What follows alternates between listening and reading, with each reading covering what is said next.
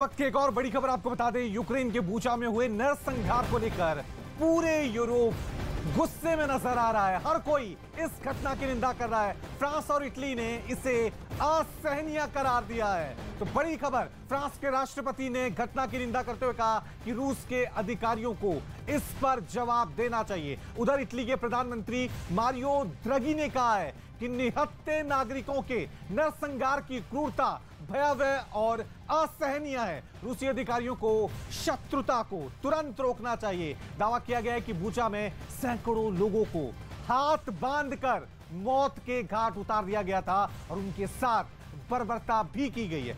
अब तमाम European country जो हैं इस घटना की निंदा कर रही हैं।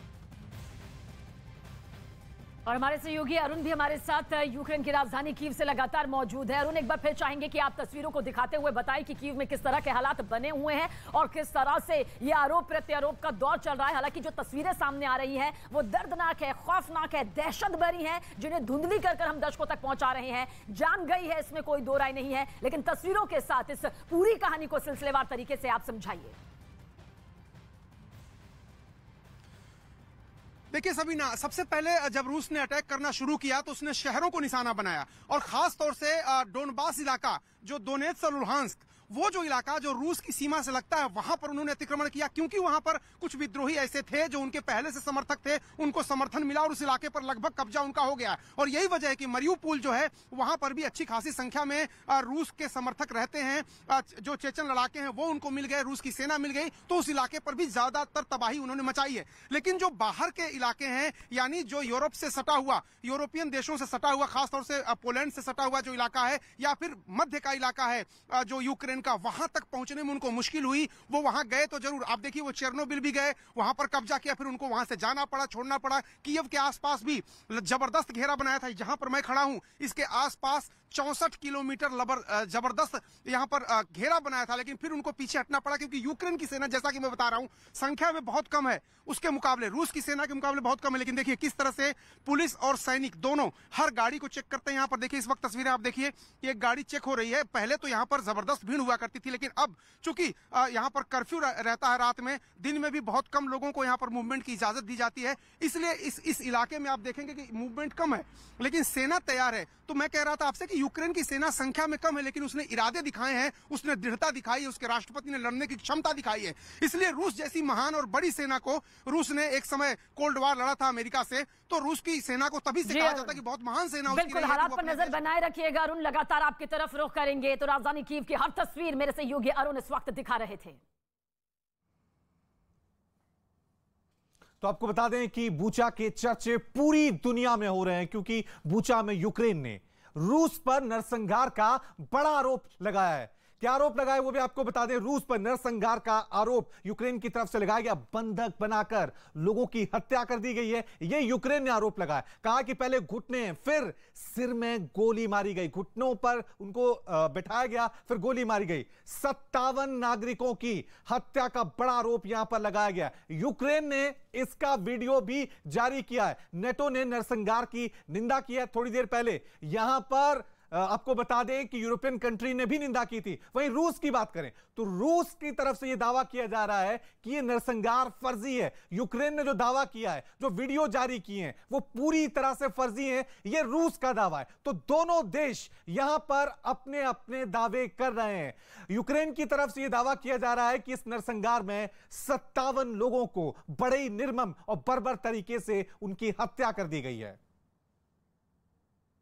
और यूक्रेन की सेना ने रूस का एक और सुखोई फाइटर जेट किस तरह से मार गिराया, वो तस्वीर भी इस वक्त आपके सामने दिखाने जा रहे हैं। खार्किव इलाके का जिक्र करें तो यूक्रेन की सेना ने देखिए रूस के सुखोई 34 को मार गिराने का दावा किया। ये वीडियो भी इस वक्त आप देख रहे हैं।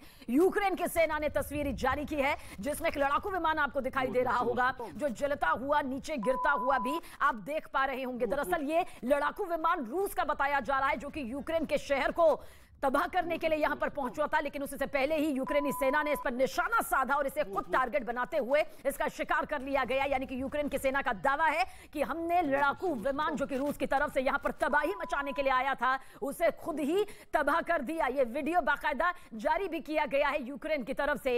इन वीडियोस के जरिए यह संदेश देने की कोशिश यूक्रेन लगातार कर रहा है कि हम रूस की सेना का मुंह तोड़ जवाब दे रहे हैं, हम रूस की सेना के सामने डटे हुए हैं, टिके हुए हैं। भले ही सैन्य ताकत के तौर पर रूस हमसे कई गुना आगे क्यों ना हो, यूक्रेन इन वीडियो के जरिए दावा यही कर रहा है कि मुकाबला यहां पर टक्कर का है। और कांटे की टक्कर में देखिए किस तरह की तस्वीर यहां पर सामने आ रही है। कई दावे, कई आरोप अब तक सामने आ चुके हैं, फिर चाहे वो यूक्रेन की तरफ से हो या फिर रूस की तरफ से हो। लेकिन ताजा वीडियो, न्यूज़ 18 एक्सक्लूसिव तस्वीर जो इस वक्त आपके सामने है, ये रूस का लड़ाकू विमान है जिसे नेस्तनाबूद यूक्रेन की सेना के जरिए किया गया है, दावा भी किया गया है। और रूस की सेना यूक्रेन पर लगातार रॉकेट से हमले कर रही है, बमों से निशाना बना रही है। रूस के KA-52 हेलीकॉप्टर यूक्रेन के हमले के लिए भेजे गए और इस हमले का वीडियो खुद रूस ने जारी भी किया। ये रूसी सेना की तरफ से जारी किया गया वीडियो है जो इस वक्त आप अपने टीवी स्क्रीन पर देख रहे हैं, जो यूक्रेन के क्षेत्र में हमले कर रही है। यानी कि यूक्रेन के कई इलाकों को अपना निशाना बनाते हुए किस तरह से तबाह कर रही है। देखिए, रूस ने इसका वीडियो जारी किया है और रूस इस वीडियो के जरिए यह दावा कर रहा है कि देखिए हम यूक्रेन के कई शहरों पर किस तरह से बमबारी कर रहे हैं। जमीन से लेकर आसमान तक इस वक्त यूक्रेन दहला हुआ है, यूक्रेन के शहर थर्रा रहे हैं। और यही वजह है कि दहशत भरी, खौफ भरी, दर्दनाक तस्वीरें भी लगातार युद्ध क्षेत्र से सामने आ रही हैं। यूक्रेन और रूस की जो सेना आमने सामने इस वक्त नजर आ रही है, उसकी तस्दीक करती हुई यह तस्वीर इस वक्त आप देख रहे हैं। और युद्ध के मैदान से एक और बड़ी खबर आपको बता दें, ओडेसा पर रूस ने मिसाइल से अटैक किया है। ओडेसा पर रूस ने एक के बाद एक कई हमले किए हैं। रूसी मिसाइल हमले का एक वीडियो भी सामने आया जिसमें एक के बाद एक 2 धमाके होते हुए दिख रहे हैं। आपको बता दें कि ओडेसा यूक्रेन नौसेना का मुख्यालय है जिसे रूस लगातार निशाना बना रहा है। और रूसी रक्षा मंत्रालय के प्रवक्ता ने यह दावा भी किया है कि हमारा निशाना ओडेसा में बने तेल डिपो और ईंधन डिपो थे। यहां से यूक्रेनी सैनिकों को ईंधन की सप्लाई की जा रही थी। इस सप्लाई चेन को तोड़ने के लिए रूसी सेना ने यह बड़ा हमला किया है। तस्वीरें हम आपको दिखा रहे हैं, यूक्रेन के ओडेसा से तस्वीरें सामने आई है जहां पर यूक्रेनी सेना के नौसेना का जो हेडक्वार्टर है, मुख्यालय है, उसको रूसी सेना ने निशाना बनाया। धुएं का गुब्बार, आग की लपटें, बर्बादी, तबाही इस तस्वीर में आपको नजर आ रही है।